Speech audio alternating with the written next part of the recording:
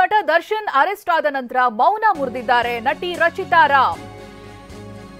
ಧರ್ಮೋ ರಕ್ಷತಿ ರಕ್ಷಿತಾ ಅಂತ ರಚಿತಾ ಇನ್ಸ್ಟಾಗ್ರಾಂನಲ್ಲಿ ಪೋಸ್ಟ್ ಮಾಡಿದ್ದಾರೆ. ಜೊತೆಗೆ ದರ್ಶನ್ ನನ್ನ ಗುರು ಸಮಾನರು, ಮಾರ್ಗದರ್ಶನ ನೀಡಿದಂತ ವ್ಯಕ್ತಿ. ಈ ಕೇಸ್ನಲ್ಲಿ ಭಾಗಿಯಾಗಿದ್ದಾರೆ ಅಂತ ನಂಬೋದಕ್ಕೆ ಸ್ವಲ್ಪ ಕಷ್ಟ ಆಗುತ್ತೆ. ಏನಿದ್ರೂ ಪೊಲೀಸ್ ತನಿಖೆಯಿಂದ ಸತ್ಯ ನಮ್ಮ ಮುಂದೆ ಬರುತ್ತೆ. ರೇಣುಕಾಸ್ವಾಮಿ ಆತ್ಮಕ್ಕೆ ಶಾಂತಿ ಸಿಗಲಿ, ದುಃಖ ಭರಿಸುವ ಶಕ್ತಿ ನೀಡಲಿ. ನಟಿಯಾಗಿ ಅಲ್ಲ, ಸಾಮಾನ್ಯ ಪ್ರಜೆಯಾಗಿ ಬರಿತಾ ಇದ್ದೀನಿ ಅಂತ ರಚಿತಾ ರಾಮ್ ಇನ್ಸ್ಟಾ ಪೋಸ್ಟ್ ನಲ್ಲಿ ಬರೆದುಕೊಂಡಿದ್ದಾರೆ.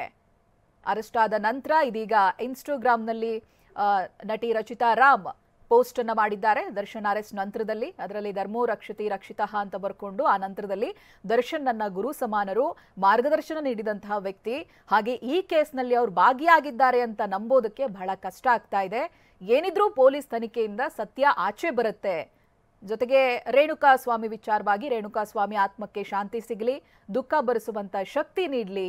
ಇವೆಲ್ಲವನ್ನೂ ಕೂಡ ಒಬ್ಳು ನಟಿಯಾಗಿ ಅಲ್ಲ, ಸಾಮಾನ್ಯ ಪ್ರಜೆಯಾಗಿ ಬರೆದುಕೊಳ್ತಾ ಇದ್ದೀನಿ ಅನ್ನೋದಾಗಿ ಇನ್ಸ್ಟಾಗ್ರಾಂನಲ್ಲಿ ಮಾಡಿರುವಂತ ಪೋಸ್ಟ್ ಅನ್ನ ನೀವು ನೋಡಬಹುದು.